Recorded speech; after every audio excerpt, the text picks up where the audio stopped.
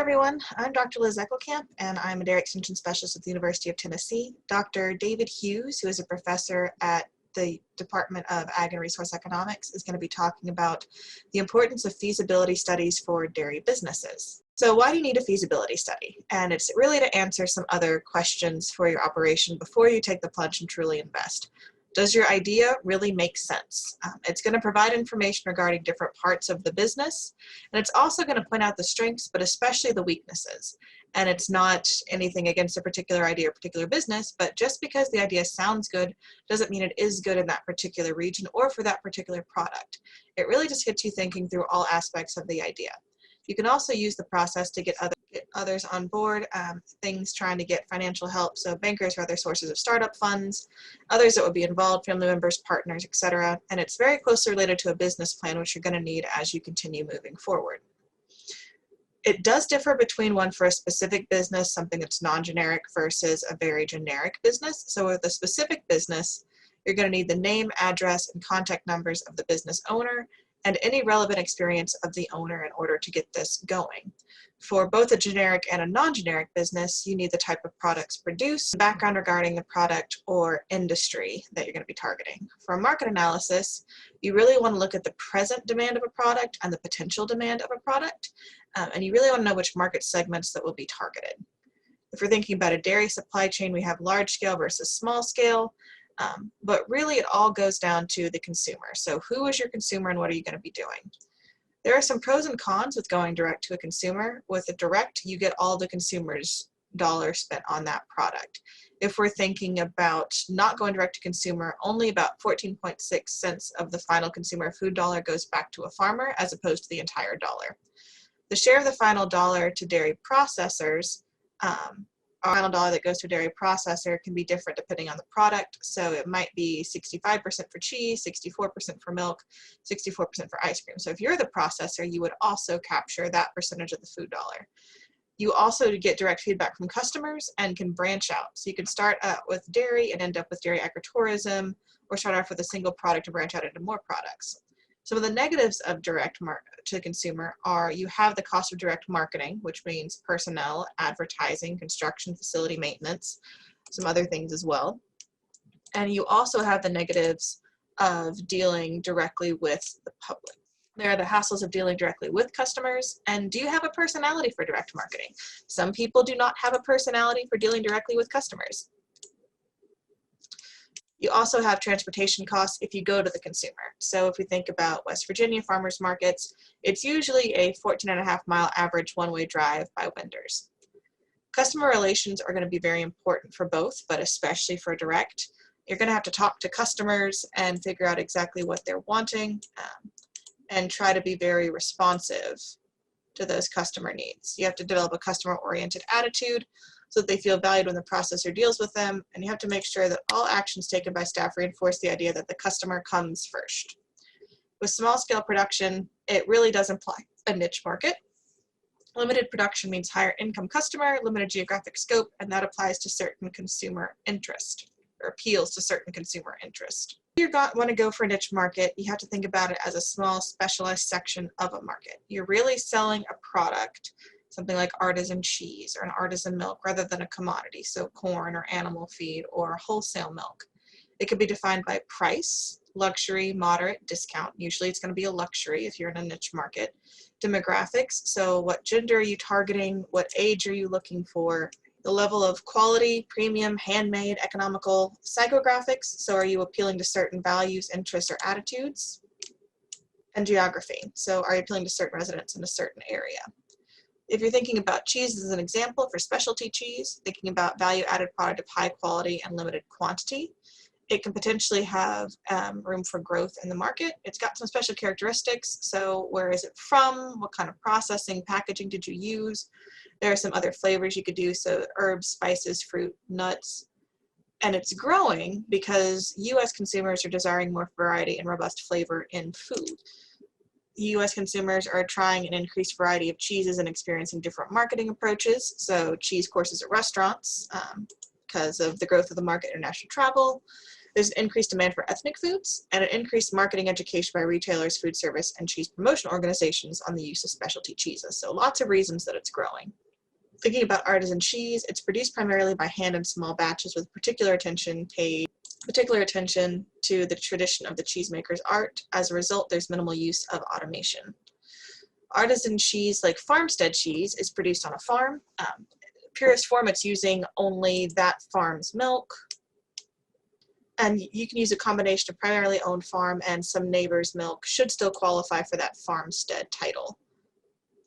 The 4 Ps, you need a place to access customer flow. That is the very first key. It has to be a good product, and it's not just dairy products in many cases. It's usually an agritourism experience, promoting goodwill toward local farmers. You have to think about promotion, advertising and marketing. Social media usually provides a free venue for some of those promotions, and packaging is an important component because if they don't like your packaging, if they don't like your product, they might not come back and purchase it again. So you're really building a brand. Other thing to think about is price. You have to build based on cost plus profit, but you have to realize that there is competition and you're really competing with other people in the niche market, and you may not be the primary section where they're always going to purchase that dairy product from. So you're also competing with a traditional store. And you might be able to charge slightly more as a local food. We did a survey not too long ago that says that there is a 9% higher willingness to pay for up to 9% more for local foods in Tennessee, but that can change depending on the type of product that we're getting and the area that you're in. Packaging for consumer use, of course, you meet all the legal requirements, and the use by date, information about storage condition, and of course, defrosting if it's frozen, if that's necessary. Okay, switching gears here a little bit, determining the size of your target market, of course, is very important. And I'd recommend looking at what other similar businesses are doing. Your neighbors or even people in other parts of Tennessee or nearby states that are in dairy and direct marketing, and looking at getting a general idea how much they're producing, how many people they're selling to will help. But it doesn't necessarily have to be dairy. For example, if you're close to a local farm-based winery, the amount of traffic flow for them is probably going to be fairly similar to your traffic flow. And so you can get an idea from talking to them how many people you might expect to be stopping by and possibly buying your product. Traffic counts can be real important if you are selling off your farm, and that of course gives you an idea of potential customer flow. If you are looking at retail, things like number and types of grocery stores in a given area that you decided to market to, of course, would be critical. Now we're going to talk about at least a little bit about data sources for specific target markets, and one that's publicly available, and then another one that isn't. Although if you're real serious, you could talk to me and we can see what we can do about getting you that information as well. But one that you can access yourself and is I find at least quite easy to use is the Census Business Builder. And it provides consumer, and so this is the U.S. Census, looking at attributes of a given area, and then based on those attributes, looking at estimates of how much people purchase of a variety of items. And it also provides other demographic data like income levels and education levels. And so you can map out median household income, home ownership rates, and education levels, which can give you an idea of what your customer in that particular area would be like. And so you can't. It's not very large, but this is a map that I generated based on the zip code I live. So you can at least get down to the zip code area with this kind of information. So it became quite useful. And in fact, for that zip code 37931, which is the Knoxville area, of course. This data indicated that consumption at home of dairy products per household is around $728.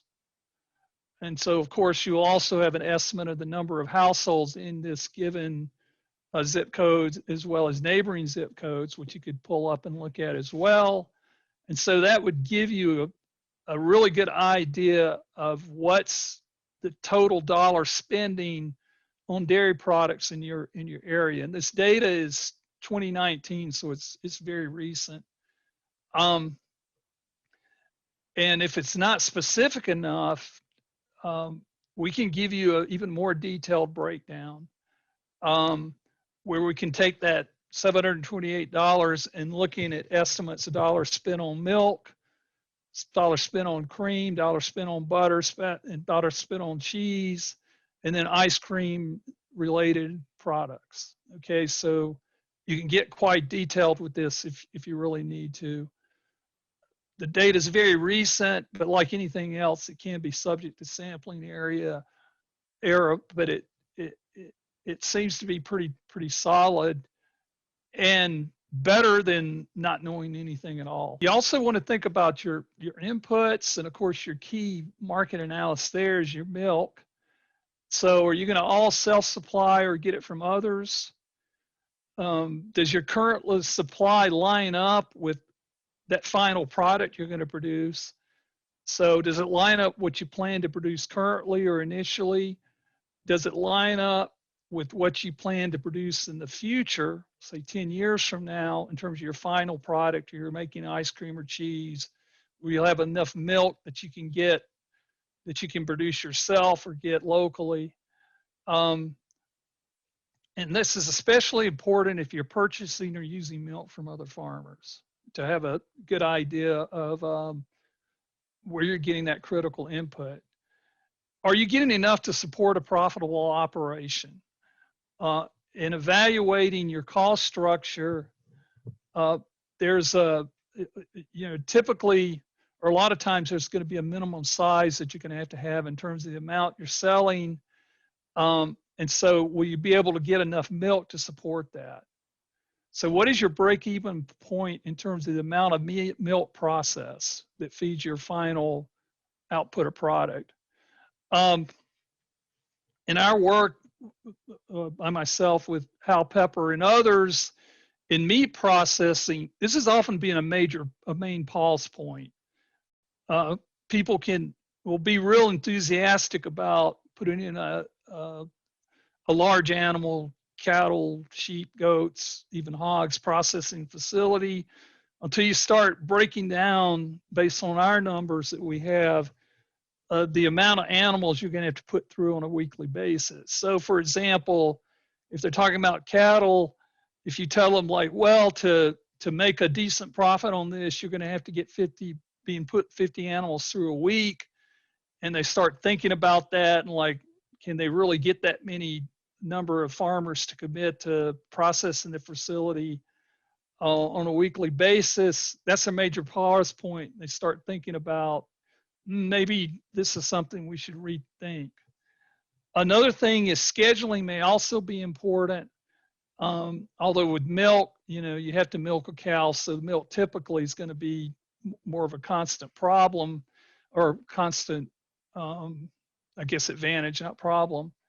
But scheduling can still be important, and particularly you want to keep your workers busy, but you don't want them to be overwhelmed with the input that's coming in as well. And for your site, factory layout, and facilities, you want an appropriate site with the right physical attributes. For example, it can't be too hilly or mountainous.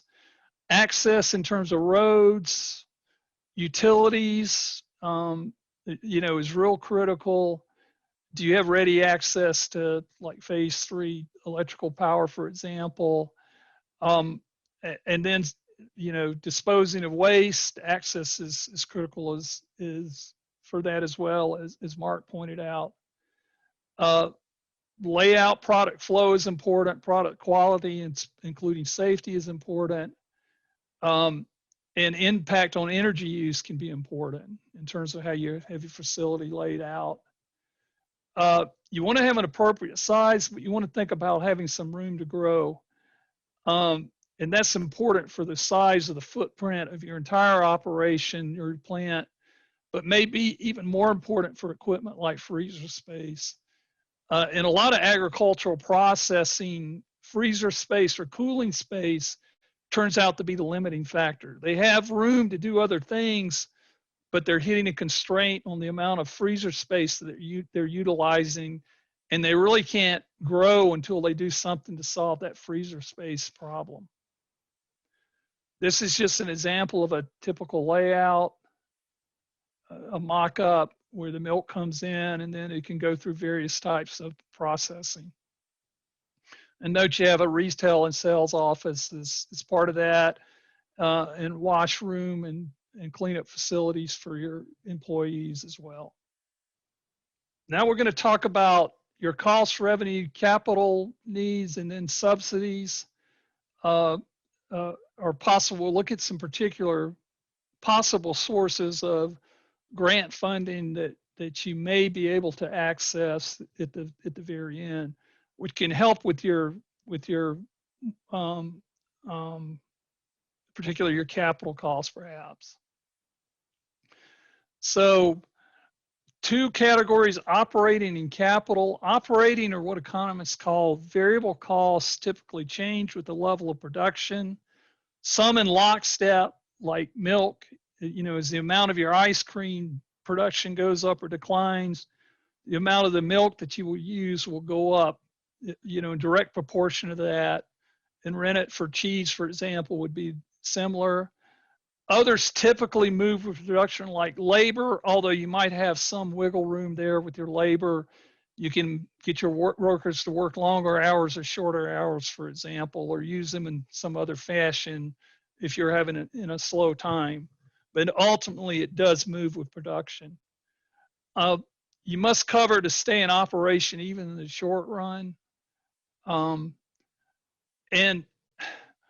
grants can't help here. In other words, don't think of, although of course this is based on how you get the funding, but don't think of grants as really covering your variable costs. Think of grants as a way to, even if it's indirect, a paying for your capital cost, okay? Because ultimately, you're only going to get grants for a certain period of time unless you're really a whiz at them, and even then you're limited. So they're not a permanent fix. And you see this, for example, with food hubs, which are ways to amass a farm of production by small producers, so you can sell to places like grocery stores that want bigger lots of product. And those survive for a few years because they get a lot of grants, but they're really not covering that variable cost. So ultimately they fail. Capital costs are, of course, your construction plus costs plus equipment costs.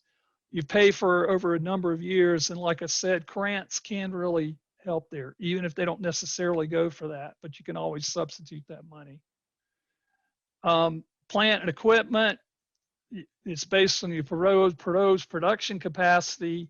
So that's really what's driving how much you're going to get of your plant and equipment. So, do you need 2 freezers or 1? That's based on the capacity of those freezers and how much product you're going to have to be storing in those freezers. You want to look at the sources and cost of equipment, including other equipment besides production equipment. You want to list out your production inputs in a very detailed manner, like your equipment, your raw materials, your ingredients, and your packaging. And so the next 2 slides are from what we've done with livestock, and ultimately we'll have this for a variety of small-scale dairy operations as well. But one's an example of equipment costs and one is an example of production costs. And this is from a spreadsheet that we generated based on some work we've done. So for example, this is for a dairy operation. You have estimated costs for various types of equipment that's needed, or not dairy operation, or the slaughter operation. You've estimated costs like your knocking box, which is, based on contacting this source of information. So you can get these, you can pay 7,000 and get it from this source of supply. And then this is similar. This is other annual costs. So these are more your variable costs, or ones which tend to move with production. And so, paying your lawyers or accountant, any travel accountant, your accountant, any travel that you might have, uh, you know, and then utilities, think like electricity, uh, gas, whatever source you use for your gas, water, and then sewer, solid waste. You'll have testing, lab testing fees probably, and you all need to account for these. And then you'll also have various supplies as well. And things like insurance and property tax need to be included as well. And then packaging. Packaging costs is a big important cost for meat, and it'll be important for y'all as well. What does some of the data say about the cost structure and what tends to drive costs for farmstead value-added dairy operations? And so this is analysis that was done a while ago, but we think it still holds for 27 operations in Vermont and Wisconsin. And 17 were cow operations, 10 were goat and sheep, all had produced their own milk, and then had on-farm processing of some type. You can see materials and supplies are important for both types. So is labor for both types. That's a major cost item. Your milk, which you want to cost, that is a cost even if you're making it yourself, because it's an opportunity cost. You could sell that milk somewhere else without doing any value-added processing to it, is a major cost item. And then marketing and utilities is down around 6 or 7. But all these are the various categories and how they tend to rate. But you can see these kind of variable costs of labor, milk, and materials and supply tend to be important, as well as marketing tends to be important. In terms of looking at labor, you want to cost in your own time or your family members' time, even though you're not necessarily paying your family members a set wage, but there's an opportunity cost. You could be doing something else profitable with your time. So you definitely want to pay yourself. That's a big mistake that people sometimes make when they're analyzing the feasibility of their operation. You want to fit people to their skill sets. If somebody's real shy, they're probably not the person that wants to be facing the public necessarily. You want somebody with a more outgoing personality, for example. And I would recommend you cross-train as much as possible. You don't want the loss of a key person to wreck the operation. For example, if you're producing cheese and your cheese maker, who's an employee, up and quits, you want to be able to probably fill in yourself or with the family member on an emergency basis. You need to estimate the appropriate level based on the various tasks that will be assigned.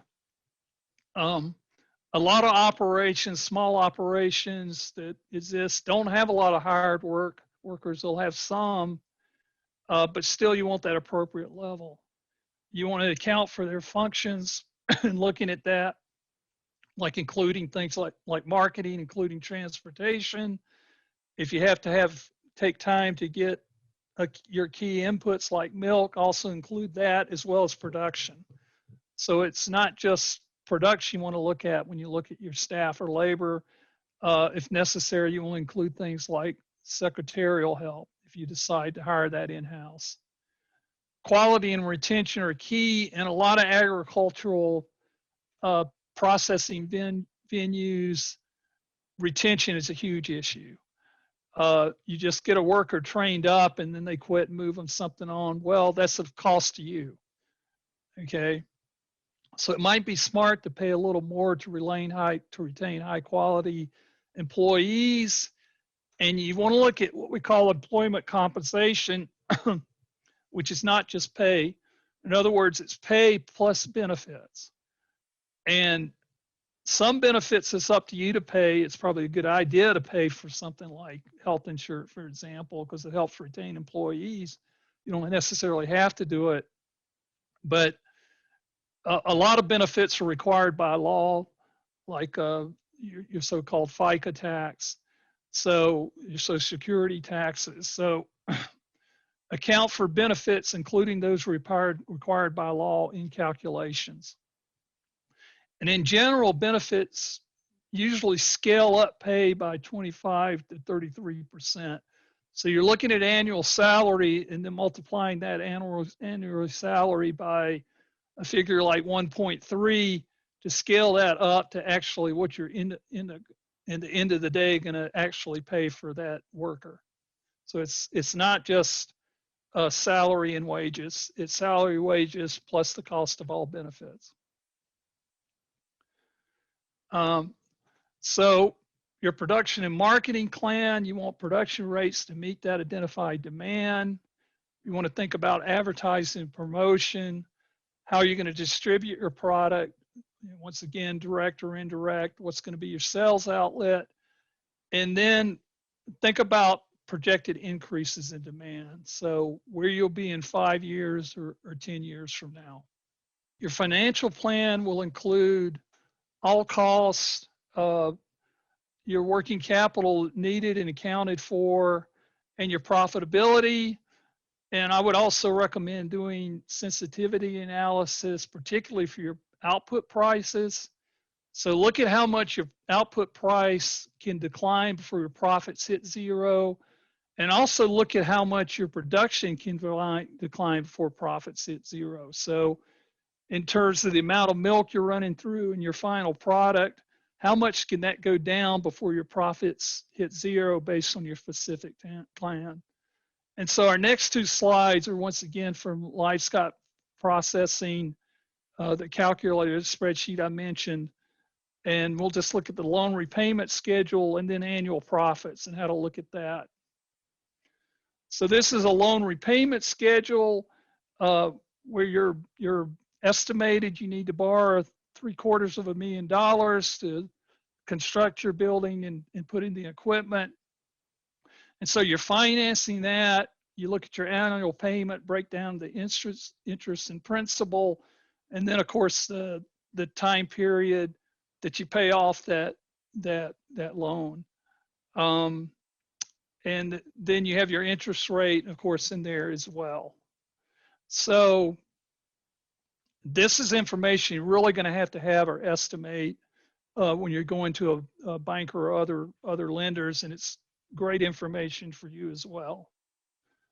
So how fast will you get out from under that loan or money that you're going to have to borrow to start up?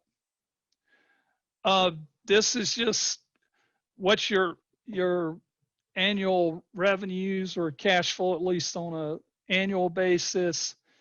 And so your total annual operating costs, which are all based on the debt you're servicing, but also your variable cost or operating cost, or rather that's just your operating cost plus your debt service. Here's the total annual cost, about $670,000. Your total annual revenue would be a little bit more than that. So you're making about $82,000 pre-tax profit. So based on all the assumptions that you've used to come up with your numbers, you would be making a profit in this case and paying back that debt as well. What's some grants and associated trainings that you might be able to tap in to help support your operation? Of course, there's the Agricultural Enterprise Fund, which the Tennessee Department of Agriculture has. It's a cost sharing program. There's a link to it. It's by far the easiest application for grant money that I've ever seen. So that's a big advantage of it. The disadvantage is, in part because of that reason, it's gotten to be very popular. But still, it's something that you want to look at and think about trying to access is if you do move forward with your value-added dairy process. Another is value-added producer grants, which is a U.S. Department of Agriculture Rural Development Program. And then if you're thinking about doing something like solar panels or something else with energy to help facilitate your operation, there's the Real Energy for America program, which is also a USDA Rural Development Program. And we're going to have workshops for those sometime in early winter 2021. Our workshops will be based on when the announcement is made about when the applications for these fundings are due. We don't know that yet. When we know that, we'll make the announcement. And Hal Pepper and I have, along with others, have done the value-added producer grant. I think the 2021 will be the third or fourth year that we've done that. And we feel like it really has helped people access that money, including some value-added dairies that have been able to do that in Tennessee. So that's something you might want to think about attending if you are going to move ahead with your project. Okay, these are some numbers that tell us something about dairy feasibility. And so they're aggregate, they're at the national level, but they're still useful. And so this is employment size. And so these are number of establishments, actual operations, and typically one establishment for a small operation is a single business. They don't have two locations where they produce. And so we're going to concentrate on here on this blue line, which is operations which have less than 5 workers. And so here we're looking at cheese. And so if you can see, and as typical of for a lot of businesses, from 1997 to 2007, the absolute number of small operations were going down. And then in certain parts of the economy, that's continued to occur. But you can see for cheese that actually they're started to rebound to where we're up to 102 in 2017, which was more in 1997. In 2017, these operations were small. On average, they had 1.65 paid employees. So either between 1 worker and 2 workers, or 1 full-time and 1 part-time worker, for example. Their average payroll was a little under $57,000. So that might give you an idea of what you might expect to pay. That's without benefits. Like I said earlier, we had 102 in 2017. That's 12% more than 1997, but almost 48% more than 2007. So you can see this, how this growth in things like artisan cheese and farmstead cheese and local foods has led to a growth in small operations. So it implies that small operations can work. We're seeing the actual number of those start to increase. Fluid milk, similar pattern, a decline, and then in more recent years, starting in 2012 rather than earlier, like for cheese, growth. Average paid employees of 1.9, so they tend to be a little bigger. Of course, a bigger payroll, a little under 110,000 without benefits. But the 61 establishments in 2017, almost 36% more than in 2007.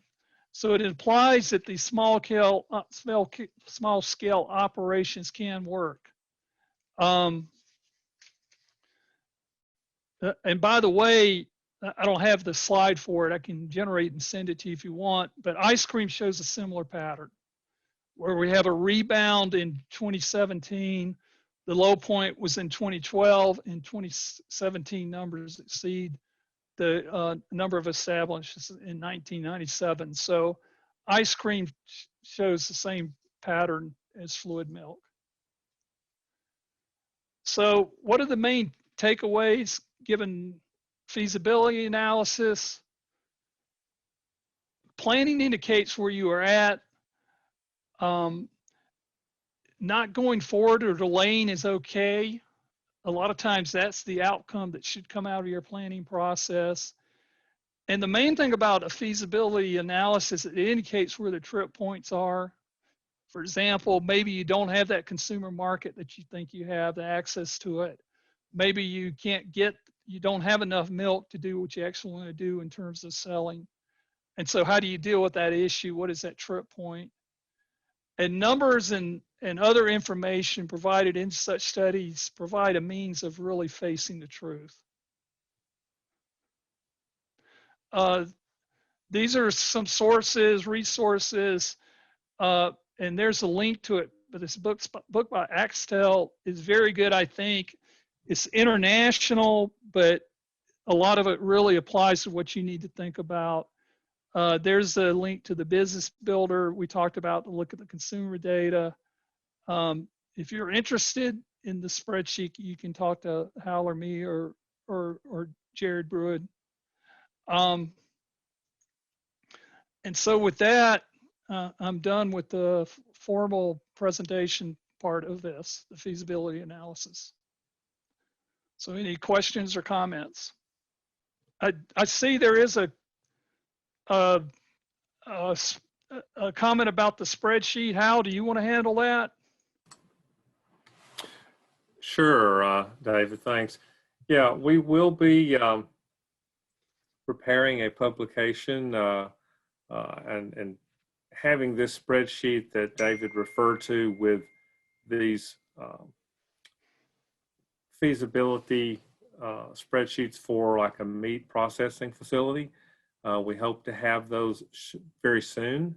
We are working one-on-one with folks who want to consider starting a meat slaughter and processing facility. So we're fine-tuning those spreadsheets. We're trying to get those in a form where we can share those publicly with everyone, and we hope to get there real soon. And it's easier on you if you have us working with you one-on-one going through the spreadsheet as well, because there's a lot of linking and back and forth, which would take you some time to figure out where we can show you how that works, immediately. So there's some advantages from working with us one-on-one, but yes, we hope to make that available fairly soon or quite soon.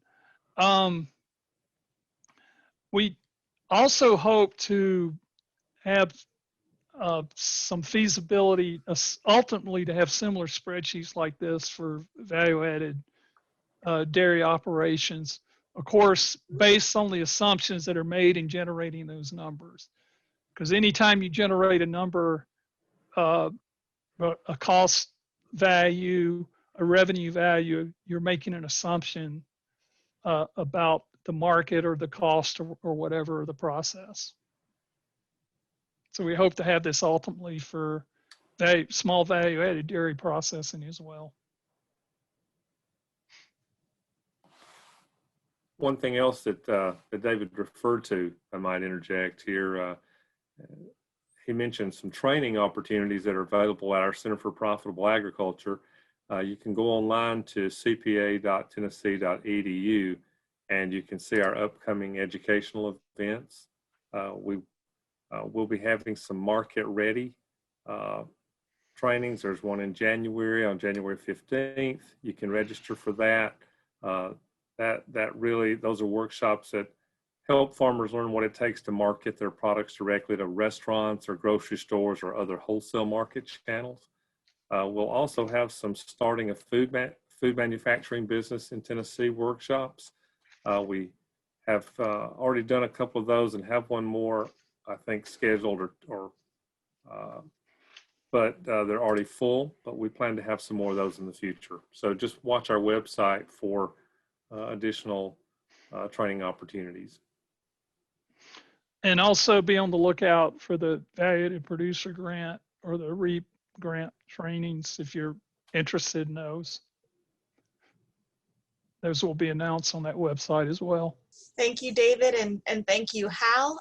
And with that, finished updating our UT Dairy webpage through the University of Tennessee. And one of these areas underneath programs, so this tab right here, is our value-added dairy program.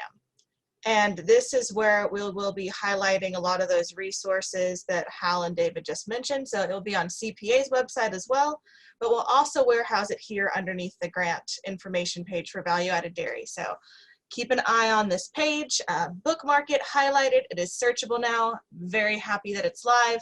And we'll also be sharing things like the dairy business application information as we continue rolling that out across the 3 states.